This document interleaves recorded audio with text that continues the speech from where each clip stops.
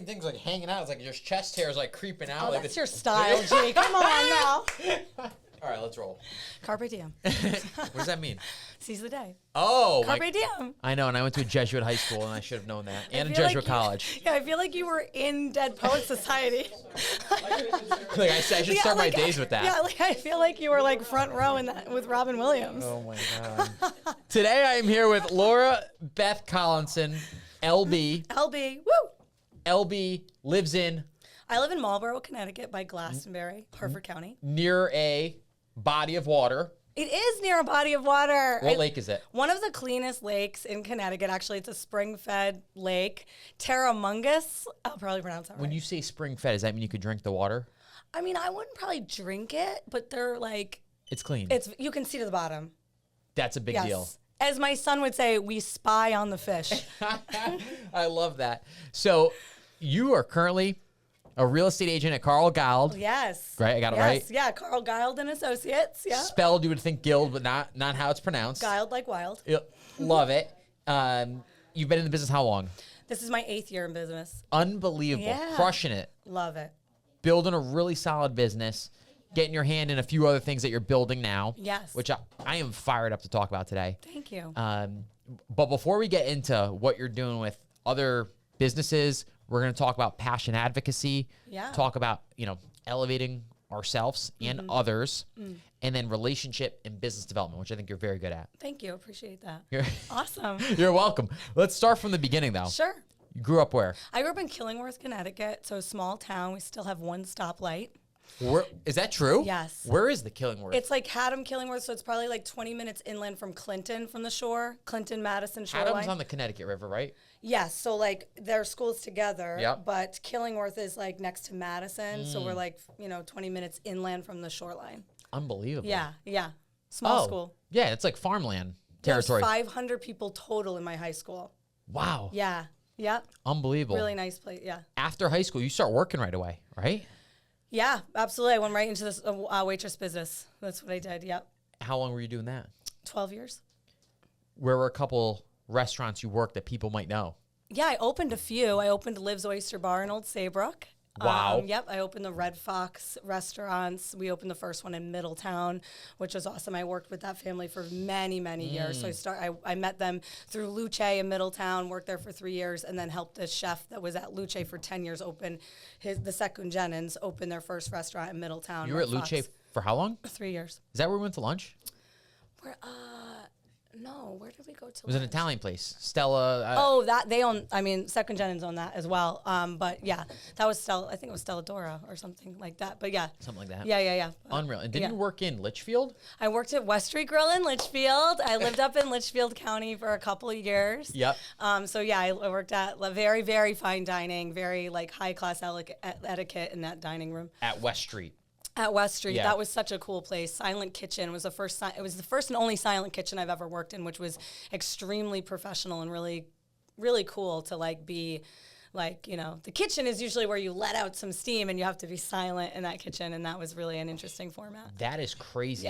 Yeah, it was cool. What was that like? It was really, it was, I mean, everybody had their place. So it kind of, and that was a pool house as well. So that means the entire floor pools their tips. So we worked really, really well together, and just, we worked really hard. And it was a really great, just a kind of a French cuisine, vegan influenced restaurant. So really unique food. Yep. And then Liv's Oyster Bar was a French cuisine restaurant. He was an incredible private chef in New York for a long time. And then his investor was like, you should open. And he turned an old movie theater in Old Saybrook into a really beautiful restaurant. And then Red Fox, I've worked with that family. They're European. They're from Montenegro. And they are wonderful, So they taught me a lot of keeping a short staff so people make good money and we all work together and Red Fox taught you that. memorize all your specials, like everything. Yeah. So I have a couple of follow-ups there. Yeah, of course. I was with Caroline, my girlfriend, in Litchfield. Yeah. And when I put up West Street Grill, they're like, no way, I worked there. And her grandfather loves French cuisine. Yeah. It's funny you say the vegan thing. I remember the guy, he was very vegan. the owner is James, very very vegan. Yeah. Like, I forgot what I was having for dinner, and I was short rib. Yeah. And I was telling him, like, I'm a big steak guy. He's like, oh, that's awful for you. He's like, you Right, can't eat. I'm like, oh my God. And then we were talking about like dessert. He starts talking about like carrot cake. So I'm like, They have the best carrot cake that I've ever had in my life. we didn't have it that night. We should I go. know. We should go back. We should go back. We should go back. Oh my God, I would love that. Yeah. So I'm like, you got any ice cream? He goes, and then he went on a tirade about how like dairy. Oh my God. He's like, it's gonna kill you. I'm like, all right, thank you. Like, I appreciate it. He's like, we got vegan like sorbet. I'm like, I'll pass. But the food was good. He used to get mad at me because I would pour the bottle, because etiquette with wine is right-handed, but I'm left-handed.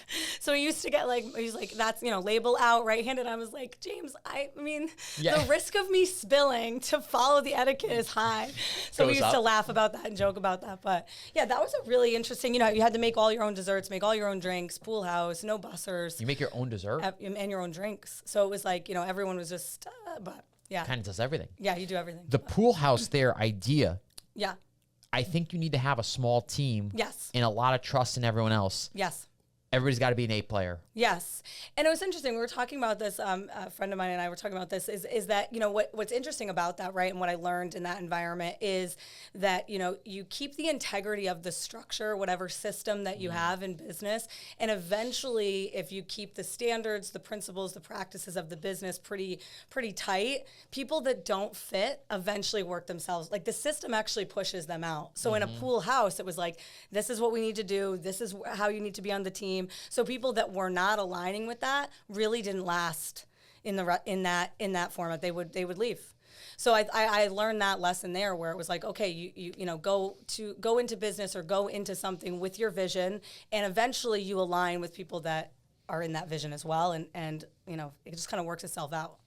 That's a great point. I mean, what we're doing here now, we started hiring LOs a year ago. Yeah. It's refining that. It's building out that system of what we expect, what we want. Yes. And getting people that align with that absolutely on board, that want to row in the same direction. Absolutely. And it's okay that people don't align. It's just like, I think I've learned and matured in my life to not change what my vision is to help others align. It's okay if you align with something different, but time will tell, and I think it's important to have some clarity in what your structure is, because ultimately that's how you're going to get the people that align with you. And if you're working with people that aren't aligning with your vision, then you are wasting energy. 100%, because you need to row harder in the other direction to get them to row with you. It's 100% agree. If our energies are facing in opposite directions, then we're wasting so much trying to go just align with people that are going in the same direction. 100%. Writing it down is a big thing too. Yes, for sure. You're extremely good at that. Yeah, thank you. You are. Whether it's core values, mission statement, what you expect, I think that's a great just like foundation for bringing on teammates, customers, clients, etc. Absolutely, I agree. The silent kitchen was interesting too, because that's probably not normal across the industry. Yeah, no, not really. Was that a decision from management, from the head chef? Was the head chef the management? Yeah, he was the head chef. Was he kind of ruled the kitchen? Obviously, he was great. His name was Jim. He now works, I believe, still at Torrington Country Club. Excellent chef. Really, I learned a lot from him. He was just his taste, his combination of dishes, his flavor profile was incredible. He worked there for many years. But it just kept a professional standard that we weren't having. The chaos that was in the dining room didn't transfer into the kitchen. Yes. And I think so they had their organized system and it didn't conflict. And that I thought was it was impressive to see. He had a food runner, expediter, and that was the person he communicated to. And that was their liaison to the floor. So if you did have something, you came to the expediter, you whispered, hey, on table 22, I need X, and he would get it. But there was no direct contact with him because he was in charge of his line and making sure that his line was being, and so it was I really learned a lot from that system in just like my composure, because restaurant industry can be very, very chaotic, which is in my blood. Like I miss it. There's still days where I miss it. I'll never go back, but that's, it really, the skill set that I acquired in waitressing is exactly why I'm an excellent agent, I think the silent kitchen creates, you need to have structure 100%, and there's less chaos. It just makes sense where you have that one person you're going to, right, and feeding info. What skills did you pull from restauranting? Oh, I mean, Or waitressing, I guess. everything, I would say. I mean, how to balance. So how to like look at an entire dining room and make a checklist in what I need and go back and get that checklist. So I would say being able to kind of look at something as a whole, break it down very quickly in my brain, and as efficiently as possible how to deliver the solution. So I do that really, really well in real estate. What I always looked at in the restaurant industry was I'm giving you an experience. So I have my clients, quote unquote, the people that are eating for an hour and a half to 2 hours, maybe 3 hours max. What experience? I need to give you the best experience, meaning timing, cleanliness, friendliness, give you the food. Like it is so like the framework of it is taking the order and placing the order, just how like the beginning of houses is showing houses and opening doors. But, the experience behind that is actually what the client leaves with. So I think the restaurant industry taught me that, okay, I only get 3 hours with you max. Like, how can I, make this unforgettable, And then I, in real estate, it was like, okay, I want to have an experience or gift of, the home buying process and the gift of transition and supporting people in that tremendously, to allow them to have the gift of like, wow, that transfer was seamless. I felt supported. I felt loved. I felt like my needs were met, so that I think that they really connected. And also just working under pressure, which is something, not like I'm someone that works really well under pressure, and I worked with the Europeans and, we had 2 people in the dining room. We had 14 tables at a time. And it was, you didn't have a section. It was me. It was you. Like you went back and forth with your tables. It was like you either worked with, and it was primarily a male dining room because they're European and a lot of, that's a career in Europe. So, like it was like you had to really suit up and show up and like make it or break it. Yeah. And Sammy, who runs Luce, he ran and managed restaurants in Manhattan. And so, he taught me a lot about, what was necessary and what wasn't. And I think in real estate, I've been able to do that too. Like, okay, what is a distraction in a transaction? Yeah. What is valuable? And how do we get the end goal? Like, and so it taught me so much. I could go on forever about, just how, just being solution-based, not being drawn into the drama and the chaos of the restaurant industry or the mistake, moving forward really quickly if you make a mistake, not getting dragged down by it. They all translate to our business. Truly. I mean, prioritizing what's valuable versus distraction, yes. Make a mistake, own up to it, bounce back quickly. Yes. Wow, that's all. So it's helped you build your real estate business. Absolutely. Like it is the skill set and it's a hustle. Yeah. It is technically a commission-based business. I mean, you don't make anything as a waitress paycheck wise. You know what I mean? You're really, you're really trying to go as fast as you can. And, previous to that, when I grew up, I was a soccer player. That's what I did my whole life. So I came from a team atmosphere and, I was a center midfielder and I looked at, I was in the center point of the field. So I think I've always been very team oriented. So, how can we get everybody on the same page and accomplish the goal? So that is who I am. So those environments, whether it's athletic environments or, restaurant industry, really catered well to my comfort zone. And then so obviously in real estate, it's the same thing. And I think that's why I could manage a tremendous amount of clients at one time. Yeah, from having the experience in the restaurant business. Yes, for sure. How long did you play soccer for? My whole life. I would say from 5 to 18, 20.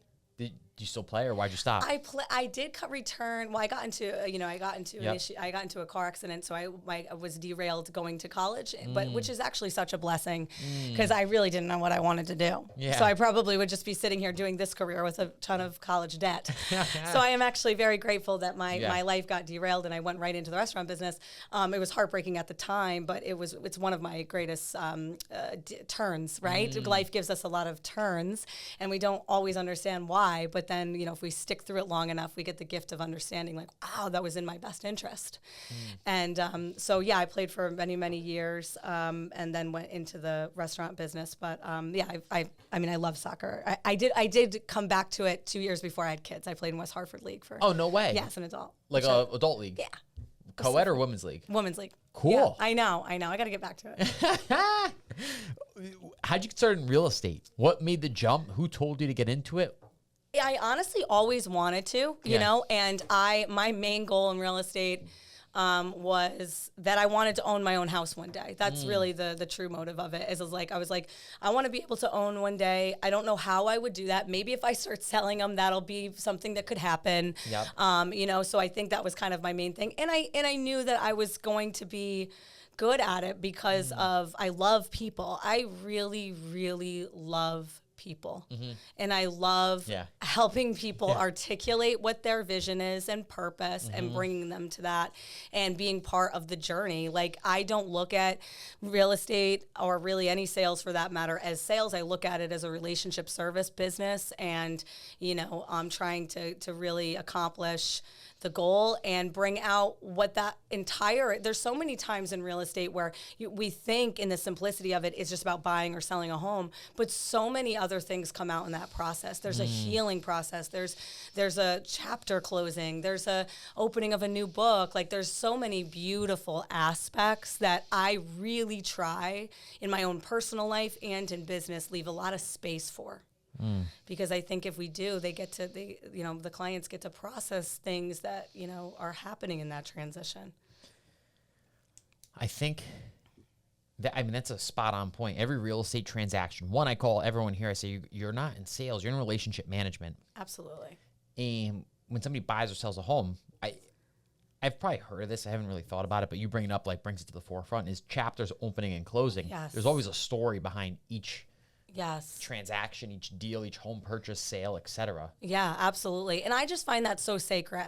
Like, I think I've always looked at my business like that. Like, there's such a sacredness to be called to be able to kind of just hold space for whatever that looks like for the client. I mean, we run into people that are going through divorce, that have gone through a loss, that are having a new baby and they're excited, you know, to buy a house. Like, it is a stressful, it can be, you know, no matter how you look at it, because it's moving too. Moving is stressful. So I think I always take it as such an honor that I've been called, you know, in one format to help guide that, but also hold space for the emotional aspect of it, because there is a lot of processing. People are scared. People are leaving a place maybe where they had their children and they're downsizing and they lived there for 30 years. So there's a huge compassion aspect to what we do in any relationship format, but especially I think with houses, because it's usually the biggest transaction that anyone does in their life, you know, financially. 100%. So that's how I've always looked at it. I like how you say too, you're like being part of a journey with each client. They, you know, so one, it's not salesy / transactional. Yeah. You might be working with someone for months, years. Yes, absolutely. Absolutely. Giving feedback, staying in front of them, giving advice before anything even happens. Absolutely. But they lean on you emotionally too during that period. Tremendously. And I've never timed, it's kind of like waitressing. It's like some people tip really well, some people don't. So it's like I've never like approached anything like, okay, well, we have 90 days. It's like, no, like I'm with some of my clients for years, for 2 months, for 2 weeks. Like I've never put any, you know, conditions on that. I don't know what your process is, but what I do know is that when it aligns in your like heart, spirit, mental, emotional, physical, when everything meets up, I literally can see it on their face. They feel it. They have like an overwhelming sense of joy. And that's, you know, then we write the most aggressive offer. And we usually get, 9 times out of 10, we get the house because the house is meant for them. So I look at it like, yes, like every house that we look at gets close to the house you're going to buy. None of the houses we look at that don't work out or that my clients don't like is a waste of time. You wouldn't be able to have the supporting information or experience to actually commit to the transaction and write the deal when you find the house if you didn't have some ones that you're like, this doesn't work. Or if you didn't lose the bids. Like I've lost bids, you know, 8 in a row, and then we finally get this house under asking or something, or our house came back to us and it's like, oh, that house was meant for us. And that is why the 8 houses previous we lost. And that's in this market especially, that's what I've led with tremendously with buyers in particular, because we really do have to be the hope vessel for our clients. You know, this market can be, it can be harsh, you know, and so just being able to kind of continue to say, hey, listen, like, I know we get beat up out here, but like when it works, like they really are like, wow, this is why everything didn't work out. And that's also in life, you know? 100%. One, like market-wise, Connecticut, lowest inventory Yeah. in the country right now. Yeah. So that means it's still a seller's market, and there's a lot of people competing for the same homes, which leads to a lot of offers going out. Yes. Not a lot of homes, or you're going to have to put 4 or 5, 6 offers potentially Right. before getting something accepted. Yeah. And I like what you said about all the information leading up to that house that they get helps inform them make a better decision. But Yes. if they didn't learn from that, they're not going to get to the point where they hit that like joy, Yes. the hardship of losing homes that they've emotionally got attached to. Right. But you might have to learn that a little bit, like the hard way. Absolutely, and I think there's like such an adjustment to this market. Like meaning, like whatever 7 years ago, we could if the house was 300, we could put in 280 and see if we could land at 295. We're just not, the way people have been listing houses is different as well. We are listing in a listing strategy market, not really like, oh, the house is worth X. It's like, okay, if the house is worth 450, I might list at 419 to accelerate and get the most, to get 460 or like, so we weren't doing that 7 or 8 years ago. You know what I mean? Like as much, right? Yeah. So I think buyers have to get used to the temperament and the atmosphere of what the housing market is, because everybody comes into it just thinking like, okay, if I see a house, maybe I can get it. And it's like, okay, well, there's a lot going on. We have to really, bid aggressively or what's important to the seller, and I think just learning that so that they're confident in the bid and confident in the process, because like you said, they're not going to feel secure even when they get the bid if they don't have the experiences prior. Not all the time, but I would say more times than not of being like, oh wow, like we bid 25 over and we didn't get it. So when they actually identify the house that they love, you know what I mean? Like they're willing to be like, okay, forward. what can we do? Yeah. Right. So that's important. Emotionally, have you you might not have thought about it. I'm guessing you have, maybe you don't, I don't know if you have an answer, but working with buyers versus sellers, what you need to do to support them emotionally. There's probably they're different. Completely different. And the market also will dictate that where we are today versus if we were in a 2018 market, it's probably different as well. Yeah. But they are just completely different personalities. So, I mean, like I love... By the way, you're a buyer's agent, right? You would say... so now I'm half and half, but I would say when most agents get into the industry, right? Like they're kind of told like, hey, be a listing agent. And it's like, yes, everybody would like to be a listing agent because you can do more volume. Like you can list a house, meet with a client, take pictures, and then you can maintain that through a distance, through phone calls, through management, through, you're not like taking buyers every Saturday from 10 to 10, showing them 18 houses and losing 4, so it's different. It's a different workload. So of course, like, okay, I want to be, and listings also can bring buyers and leads. And so absolutely, right? Like that's a great business model, but you kind of grow to that. And I'm sure there are some people that have gotten into the business and they've become excellent listing agents. Like I looked at it where it's like, okay, how can I just become successful? So I did, and I came into it, 8 years ago. So I was in my 30s, my 29, 30, and a lot of my network were buying houses. Like that's who we're buying. So I was focusing on who I knew and my warm market, and so that led to buyers. Now I would say I'm definitely half and half, but I do love the buyer aspect because it can be a little bit more joyous, when you find a house, right? So I love the wins. Like that would be like going through a rush on a Saturday night and you cleared the deck and you ran 12 tables at a time and everything worked out. So I definitely love the intensity of the excitement of a buyer side. But I would say, listing too is a different, I've learned really tremendously how to adapt to representing the sellers where, okay, we are in a very composed structure. We're very like, okay, this is our options. This is what we're doing. We're taking the value and understanding the value. We're separating sentimental value that some sellers can associate with their home that unfortunately doesn't relay on the market as deeply as they would like it to. But I think I've become an excellent listing agent in my strategies of how I price, what to do in a house to get it prepared and when not to, what you're going to see on the other side of the market and what you're not. Like, don't, and educating my clients on like what I would like to see and what I wouldn't, what's worth your time and what's not. And also like pre-negotiating offers before I take it under deposit, like bidding or like listing aggressively to get the most offers, get the most options for my clients, and then pre-negotiating, well, what are you going to do if we have an appraisal gap? What is your client going to, what kind of getting ahead of the fires. And that's why I have a 9 out of 10 closing rate. I probably only not close maybe 2 or 3 houses out of the 75 deals I do a year because of managing expectations, like we've talked about in the beginning. 100%. I think if you can, I mean, any business, if you can see what the issues are up front, even in my business, it's more like I have an experienced team. Yes. Because there's multiple people that are helping a client. You're able to streamline the process. You're going to deliver a better client experience because the expectations for the client are going to be more in line with what you can deliver. Absolutely. And you're foreseeing, I mean, some of that comes with experience. Totally. Absolutely. Foreseeing issues that come up. But you now know the questions to ask. And having worked with many buyers, you know where things might fall through the cracks. You're asking the right questions. Exactly. And that's why I think it made me such an excellent listing agent, is because I know how buyers think. I'm not someone that's just listing houses. Like I'm doing just as much volume in the buyer world as I am in the listing world. And I think that's really important. So I know the mindset of a buyer and their agent. So it makes it really easy for me to know how you're going to move. So representing a seller, like I kind of know what their reactions are going to be almost before we get there. So it, and like you said, it comes from experience. And I think some of our pitfalls and mistakes or things that maybe we went left when we should have gone right, or some of the most valuable lessons ever in life and transactionally. So I never look at those as weaknesses. Those are gifts.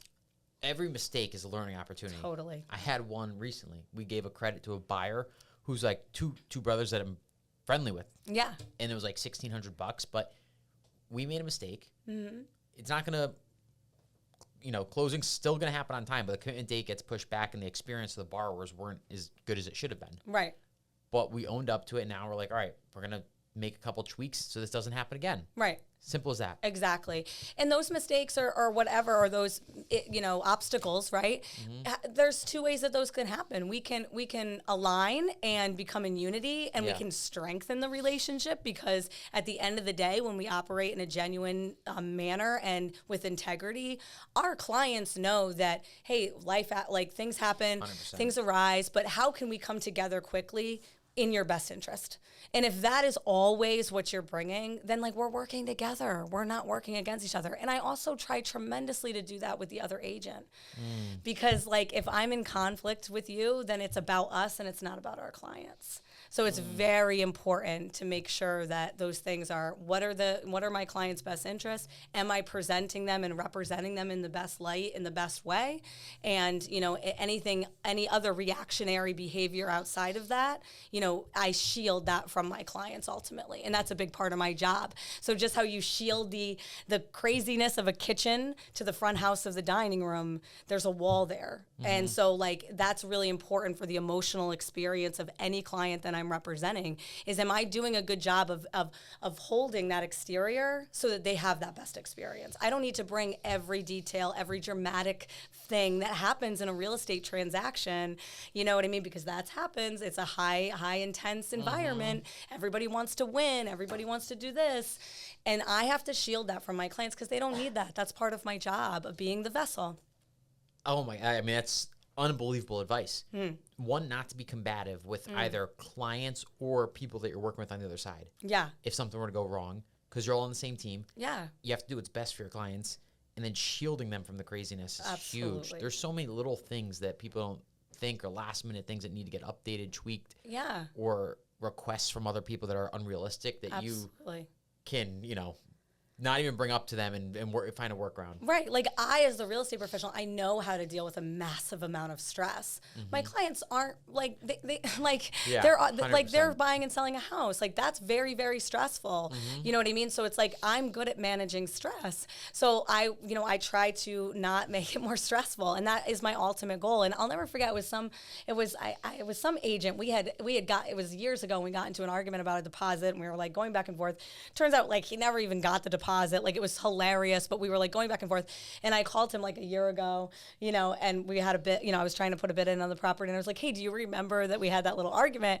And he was like, yeah. And we both kept it so professional. It wasn't even an argument. We were just, you know, tensions were high. Yeah. And because he was trying to keep the deposit wasn't even there. Like, it was just kind of, at the end of the day, it was hilarious, but our tensions were high. And 2 years later, we had talked about it, and he goes, yeah, you know, at the end, you know, it was great working with you. At the end of the day, it's just real estate.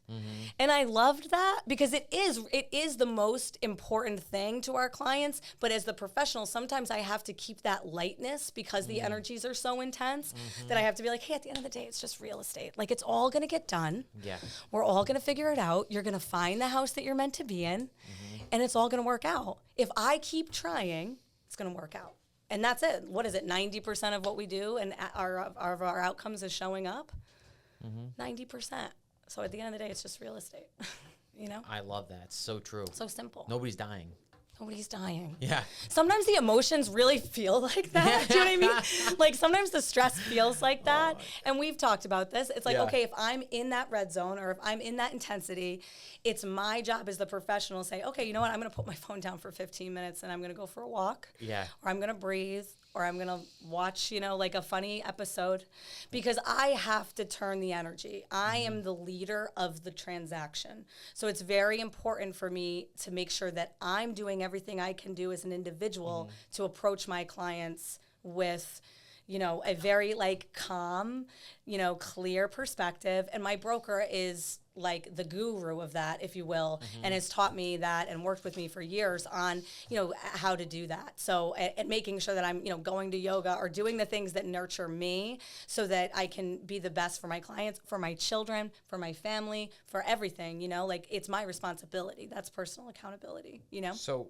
talking about personal accountability, growth, goals, what do you have on the table? And then reflecting on that to make sure you're because it's a stressful business, making sure you're actually following through on that, because things will slip. Yeah. You'll push it off for weeks at a time sometimes. Yeah. So what do you do for yourself personally so that you're not, you know, the stress doesn't overtake you? Yeah, no, that's a great question. And you know, and it's a pretty like consistent, you know, you're adapting constantly, right? Because it's like, we can wake up on a Tuesday, have nothing on the schedule, and then by 10:30 our entire schedule is scheduled till 9 o'clock at night. So, you know, it can be very like, you know, I think what I've done is I haven't scheduled myself, meaning like, you know, held myself to like, well, I have to at 10 a.m. go to, you know, I really lean into what's in front of me.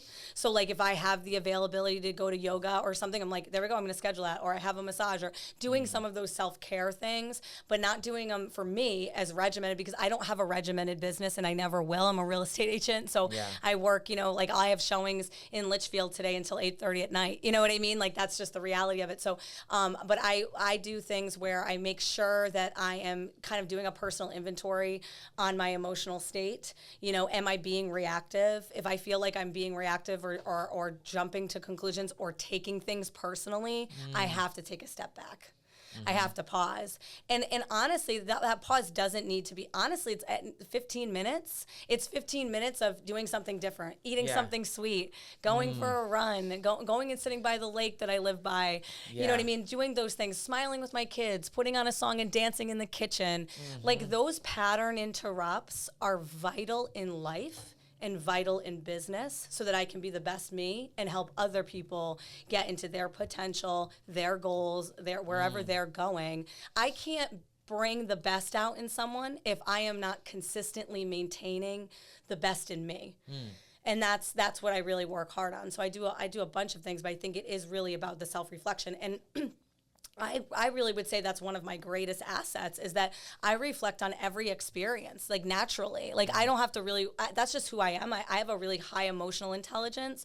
And so naturally, that's what I do, where I'm like, okay, that experience, you know, or that phone call or whatever, this podcast, like, I will like evaluate it for 5 minutes after the experience and say, hey, you know, maybe I should have talked less, or you know what I mean? Like, because I will take up a lot of oxygen, you know, like, just naturally, and my passion takes its own train course sometimes, you know, and so I will do those inventories where it's like, did I allow, you know, it to take its own shape? You know, did I suffocate some of those things out of the room, you know? So I you know, I'm humble enough to make sure that I do that, you know, and I do that in every interaction. You know, like, oh, that phone call didn't go right. I was too intense. I was trying to get my outcome too much. I wasn't listening to the client, what their needs were as much, because I had a goal at the end of the call, and I wanted that goal to happen. So I believe that some of our greatest assets can also be our defects or our liabilities. Not defects, I should say liabilities. Because like my passion can be a liability sometimes. It's one of my greatest gifts that I've ever been given, but it can be a liability because sometimes people can be very like intimidated or like very like, well, where do I stand in this? Yeah. And that's not fair. How often should someone reflect? Is it a daily thing? Is it a weekly thing? Is it both? I mean, for me, like, I do it constantly. Yeah. But I do think that, like, I think it's important, you know, I would say, you know, people probably, you know, you listen to other people that have written books or done podcasts or have been some of the leaders in self investment, you know, or self-improvement or self-growth. And they do talk about 10 minutes in the morning and coffee, or at the end of the day, writing and journaling a few things. You know, it can look like whatever it is for you personally. For me, it's involuntary. You know, it always has been. And for a long time, I think it was something that was really hard for me to deal with, like as a young child and as like even a teenager, where it was like I remember being 5 and thinking about my day with the kids at school at night, you know, and not being able to sleep. So it's like things like now it's turned into my greatest asset, but I think it was one of those gifts that I didn't know how to work with. So, you know, learning how to work with who you are is really important. I do at night 3 wins from the day. Love that. And 3 things I need to do the next day to win that day. I love that. And it could be business, personal. It could be like a workout and a run. It could be one of those, right? Or it could be call up Nana or whatever it is. Exactly. But I like what you say because in general, the quicker feedback loops you have. Yes. So like mine, let's say, is daily. But if you're able to even do it quicker without interrupting your day, you're gonna be able to self-correct. And rebound. 100%. Absolutely. Because that's the thing, too, is like we have a lot of wins and a lot of losses, and they're very extreme. Like we could go win 3 bids and then the next day lose like a lot of money that we worked hard for in a change of a mind.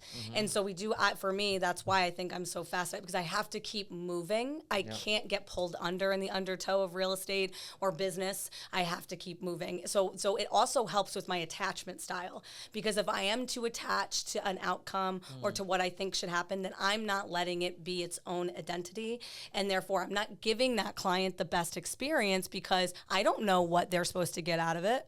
So if I'm trying to control the transaction too much, it's an art form. You know, it's staying in the middle of guidance and non-control and allowing it to, because I don't know what is supposed to happen, you know? Yeah. So that's important too. And I love that because, you know, we do things with my kids. We do gratefuls.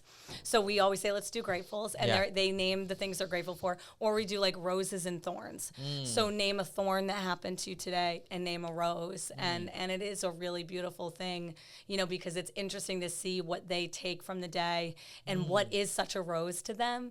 And it gets me into more of a simpler mindset where I'm like, oh, the rose is just sitting and having dinner, you know, because I will like think about everything to such a fault that it's like, oh yeah, the rose is that you picked some flowers or we went to the lake. Super simple things. So cool. So cool. I like that you got to be don't be attached to outcomes, and more so like follow a process, and then the outcomes will work out themselves. Yes.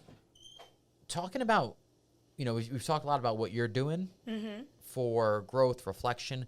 What about helping others find purpose in what they do? Because that's something that you want to start building on, right? Because you do it now already with people that you like kind of coach and mentor. Thank you. Yeah. And that's something that you're going to continue to focus on. Yes. How do you do that?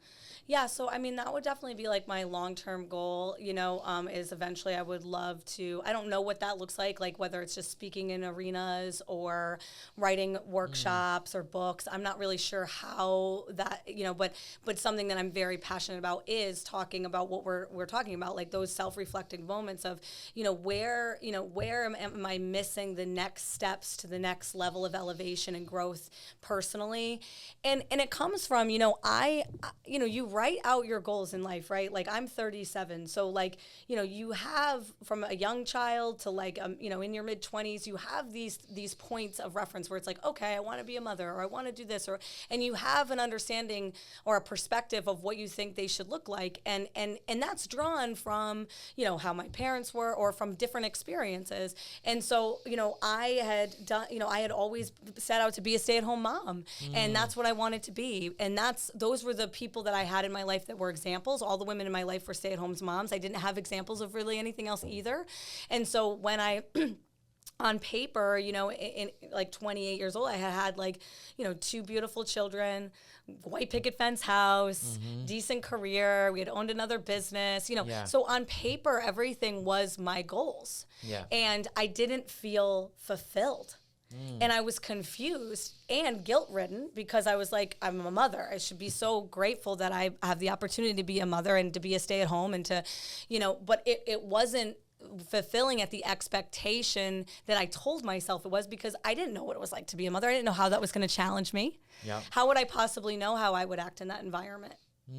And so adapting, right, is what we've been talking about, and letting those things, those projections, or what you want to happen, letting there be that loose attachment there, so that there's space for it to take shape is important. So I was able to give myself enough, grace of saying like, okay, well maybe this isn't fulfilling me, like, and then I got very passionate about my career, and I'm a career mom.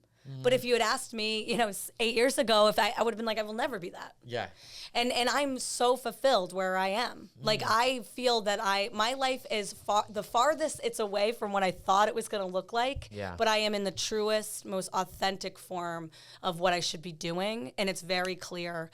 And so I want to help others do that at whatever capacity that looks like. Like where is the fulfillment not connecting, and I'm grateful to love what I do, but sometimes people, don't, and maybe they want to do something else, or sometimes, things are not working out in a personal relationship or with the children or whatever it may be. I want to help people on a grander scale as life with my life experiences to say, okay, where are you, where is it not working and where can we get you fulfilled? Because ultimately, no matter how much success you gain, if you are not being fulfilled at a purpose level, it becomes stagnant, very like dead weight. It doesn't feel good. For me at least, it feels like, something doesn't measure up. For me. And so I had been in a position in my life where everything looked great, and I was like, this isn't it. I have to grow. I have to change. And I'm really grateful I had the courage to do that. That probably was hard. Yeah, extremely. I mean, my kids were 4 and 2, and I chose to separate, and I was never married, but leave and do that. And I'm so grateful I did, because it's like, I've been able to embrace another aspect of me, speaking and doing these things and these other business development things that I didn't see on the board when I made that choice. And so we never know what's on the other side. We never know what's on the other side of courage. Was it scary? Absolutely, yeah. It was very lonely, too. It was very, very lonely. It was very grieving. There was a lot of grief, just because you're breaking a dream. My dream was to have a happy little family, you know what I mean? And raise my children with the father of my kids. That was obviously my projection and dream. And so you grieve the dreams you exchange for the destiny. That's the reality of it. Say it again? You grieve the dreams you have to exchange for your destiny. Gotcha. Wow. That's the reality of it. Some of that has to deal with expectations and preconceived notions of what you thought you wanted. Yeah, in society. I mean, it was projected on me since a young girl that I was going to be a mother and that I was going to get married, and that was the solution to life. Wow. Yes, you grew up that way. Like that's what everybody told you. I mean, yeah. I mean, I don't know. Because you didn't have anyone else that was a career mom that you could look to and be like, oh. And we didn't have a lot of money, and you know what I mean? So it was kind of like, hey, this is what. It wasn't even something you thought about because you didn't know it. You never. And I didn't go to college. I wasn't really good at school, like at all. I was good at sports. That dream got derailed. Yeah. And so I was like, all right. And I mean, I wanted to be a mother. Like, I love being a mother, but I'm saying, like, I just didn't have other perspectives. Yeah. So perspective is huge. That's what the word I was looking for. That's the biggest word of the day, for sure. How do you get different perspectives? You got to talk to a lot of people, probably. I think so. I think you have to reflect. I think you have to process, and I think you have to be, for me, I have to be courageously vulnerable. I have to let people in. I have to say, hey, this really, this really got me. Because that's how we also, for me, I give a safe environment to my clients to tell me, what are your fears in this transaction? Why are we hesitant here? Because it's always below the transaction. Like, we can say, okay, it's surface level, you're buying a house, I'm helping you, blah, blah, blah. And sometimes that's where some of my clients are, and they're there, and that's great. But then there's other experiences or other clients that are going through a divorce or going through a separation or going through a death of a parent, and those things, that's part of the transaction. And so for me, I try to accompany all of it, and so, that's just what I do, and I think that starts with me being courageous enough to be open. I was looking to a mortgage coach, one of the biggest in the country. Yeah. I was listening to his podcast, and he said letting people in his life and being vulnerable to being potentially hurt creates room for growth, though. Yeah. But if somebody hurts him, he just kind of like lets him go and doesn't. But allowing people to constantly come in, because that's where you get new ideas, new relationships, opportunities that come in. Yes. And the hurt isn't it's not bad. It's not bad. I mean, for 2 years after I separated, it was very hard, one of my spiritual mentors told me one day that I really just liked how she formatted. She said, we have to shed every tear in this lifetime. Like, we have to. It has to come out. And so those times where we've had to compress because we have to be professional or I have to be the mother. Yeah. There are certain times where something that happened to me isn't really that deep, but it hits me deeply. And I'll have, 5 minutes of feeling that emotion, and she also said we feel it for 5 minutes in all of its intensity. And then we take a deep breath and we move on. We don't let it take over everything in our life. And so those were very valuable boundaries in the experience of vulnerability and getting hurt. And I think some of the deepest moments where I've been hurt the most are they are some of the greatest gifts. And I've been here in this journey long enough to realize that, even when I can't get the benefit of the gift yet, because sometimes the benefit of the gift takes years. Having the faith that, hey, this is a really painful time, I'm going to sit with it and I'm going to do the best I can. And hopefully, and then maybe I get the gift of seeing why this happened. Yeah. We said earlier, if you showing up to 90%, if you just keep trying, you will eventually win. Yeah. It's the Don't truth. let it sink you. Everybody's swimming in their own. Everyone's treading water in some area of their life. 100%. And I want to help people, stay afloat in a grand scale. Yeah. To do that, I would say you gotta show up. You gotta keep moving forward. Reflection is big, because then you could pivot. That's what it is. That's what it comes down and learn, to. For sure. Learn from that and change things for better. We talked about practical things to do to reset. You do, like to pattern interruptions. Yeah. Self-accountability, anything along those lines? Yeah, totally. That you look at, though, that you're making, your schedule isn't regimented because of the business you're in. It's because you're, other people, you have to set your schedule around them because they're your clients. Yeah. But is there anything that you could do to make sure that I guess it comes down to reflection? Yeah, and listen, I'm not a very regimented person, so I'm sure there are other people that run their business differently. That's not really, you know what I mean? Which means, by the way, you could be successful either way. Absolutely. Yeah. Absolutely. Make life work with you. Yeah. It's here to serve us. Yes. And so but self accountability, I think, is coming down to those reference points where measuring the capacity, measuring my capacity. There are some days where I'll have a full day, or I'll have, and by 1 o'clock I'm like, okay, I surrender today. I'm going to go swim in the lake, or I'm going to go to a yoga class, or I'm going to make a phone call to a friend and get some personal rejuvenation, or, it's okay, I think, for 100%. Me to surrender, because I do more harm trying to make it work when hey, I had a hard morning or whatever it may be. Oh. Because sometimes you can't. Sometimes the reboot is just you need it. Yeah, you need it. I need to, last night. I was gonna clean the house and I was like, I just watched something funny on TV and didn't do anything else. I love it. And ate ice cream. And that's what I needed to do. Did that actually happen? Yes. What kind of ice cream? Oh, American Cone Dream with Ben and Jerry's. Such a good flavor. Yeah, I'm a huge ice cream guy. Are you? I'm really lately. I have been. What's your ice cream? Last night I had some Arethusa. Litchfield. That's our pack though. We have to go to that restaurant. Remember? Because Tavolo, you told me. Yes. I haven't gone. I want to go really bad. That would be good. They opened it when I worked at West Street. No way. And I haven't been. We should go. So again, we have to. 100%. But okay, so you guys heard it. We have to go. We're going. Okay, so you have to check in with us if we actually have gone. What kind of ice cream? Their strawberries, very good. But I had their chocolate last night. Wow. And then Van Leeuwen, I had coffee affogato, and they have like this brownie something, Dolce Leche. So good. Yeah. It's excellent. It was good. It's like the most expensive cows in the world or something like that. Literally. That guy that owned that farm, like did the monobonic shoes or whatever. I can't pronounce them. Oh, that's what he made Yeah. money that bought a farm? That's Arethusa? That's That's the story? Yes, the guy that owns those cows in Arethusa Farm did the shoes for Sex and City. Monobonics. I don't know what I can't pronounce them. Wow. Yeah. Interesting. Yeah. I stayed at the Abner Hotel. We went up for Caroline's birthday, and so we did a night there. Yeah. Yeah, we did.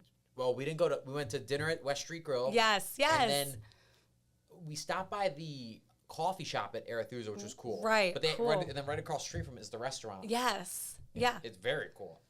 I love Litchfield. It's in the I middle do of too. nowhere. I love it. It's far from a lot of things. It's so beautiful. Oh, we were walking down like South Street or something, like their main street. Yeah.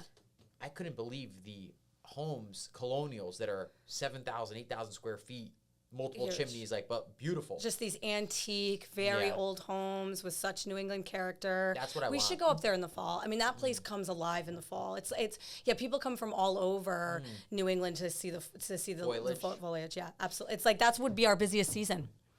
Oh, up there. there, with- yeah. At the restaurant. Yes. Yeah, Yeah. and it's still nice there. Yeah, it's just so nice. Yeah. How have priorities shifted for you from your early 30s to late 30s? And, that's- and how do you recognize those shifts? Yeah, that's a really good question. I mean, yeah, Your girls are how old now? well, I have a 7-year-old Quinlan Yep. and a 5-year-old boy, Matthew. Gotcha, Yep, okay. yep. So he just graduated preschool, which is I cannot believe it. How long ago? Like Like, 2 days ago, like last week.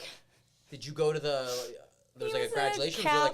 oh, no way. It was like him and one other person because he's in a very small town daycare. And it was just like him and a girl singing, and then he practicing through his cat No and he's way. this big, he's 5, but he's this big, you know.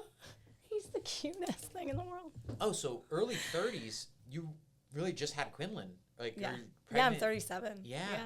I got pregnant when I was 30. Yeah. Oh, wow. So priorities definitely change. Absolutely, yeah. And my pact with myself as a young person was I better have kids by the time I'm 28. You know, we make these bonds with each other sometimes of accomplishment or whatever, or what we think we need to perform on.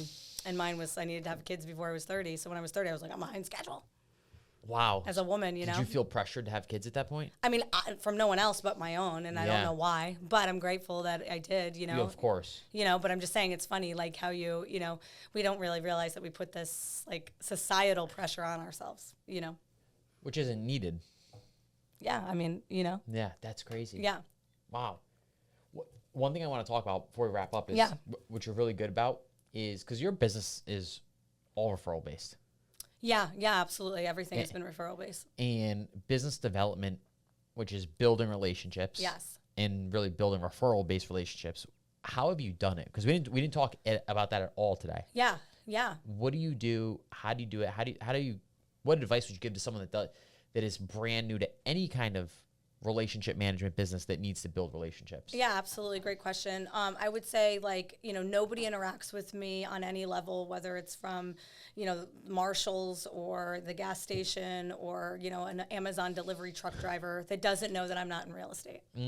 So every single person that I interact with, genuinely I bring up, I don't just come out and say, hey, I'm in real estate. I genuinely, right? I've had some people like that in different business, not our business, but I'm like, oh my God, relax, man. Yes. Meet the person as a human first.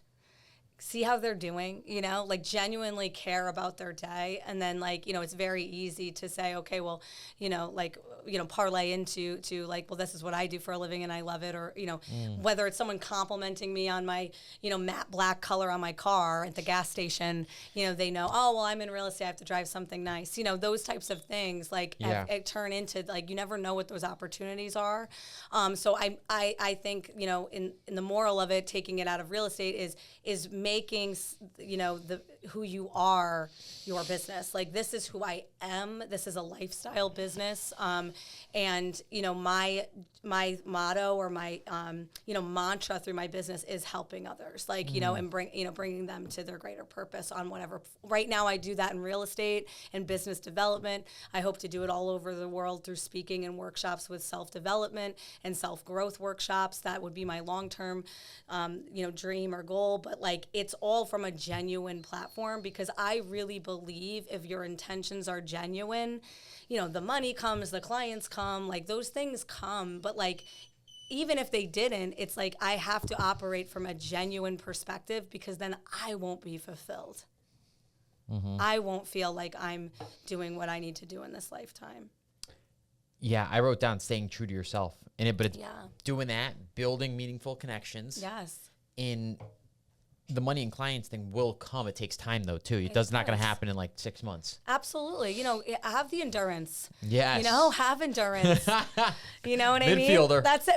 Exactly. Midfielder, center mid. Like, you can run 15 miles a game, like you have to have the endurance and you have to stick with it and loosen the expectations. Don't beat yourself up. We have a business that, for me, like I measure my results differently. Like I don't measure my results in closings. I measure it in contact with people. How many people knew I was in real estate? How many people did I help today? How many people did I have enough space to have a 20-minute, deep conversation with it where they felt safe and secure in whatever they're going through, personal, business-wise or whatever? How did I mentor someone today? Did I hug my children? Did I laugh with them? Did we blow bubbles? Like those are the greatest details of life, and those are the most fulfilling moments in my life. So I can get real focused on how many transactions I'm doing, and am I number one, and am I number one in my firm still, am I blah blah blah, but am I taking the time to push my daughter on the swing or dress them up and be, they were mummies the other day and we dressed them in toilet paper and they're like swinging on the swing set being mummies and they're laughing, and those are the richest, most profound moments.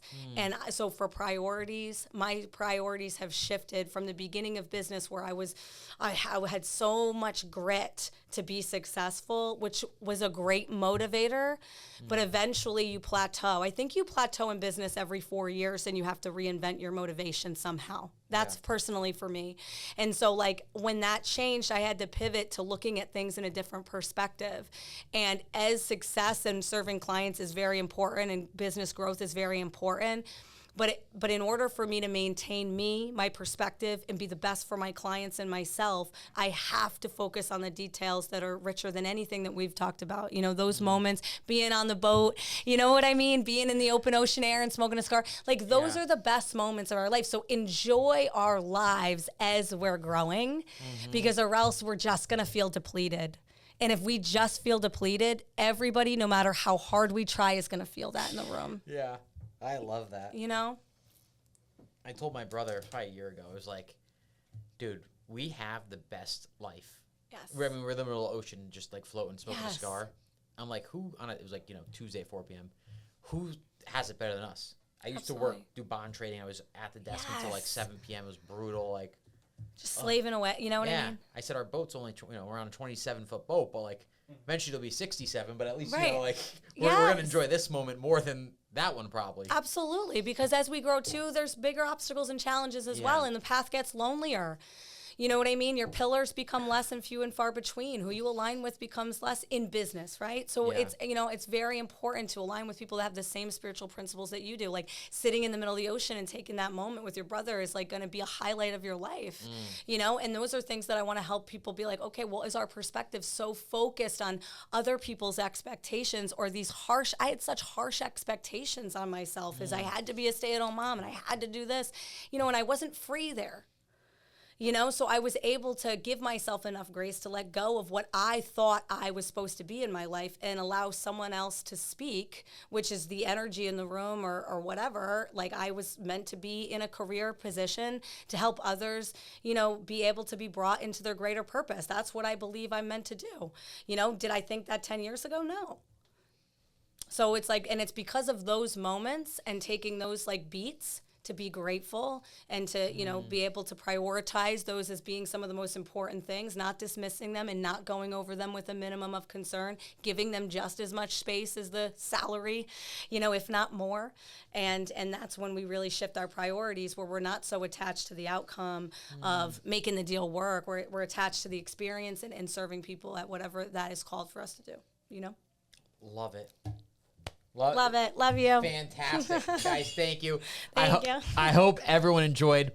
We'll do another one. Yeah, absolutely. You know, touch base in I mean, we're going to be talking, but like for everyone listening, in a year, follow up. And we're going to get some speaking engagements on the books. I would love that. And thank you so much for you know, you've always been such a great supporter of mine, and we connected instantly. And I look forward to continuing to grow with you and help our businesses. And, you know, I'm just really grateful that we had this opportunity. So thank you. Let's go. Thank you, Shane. Thank you.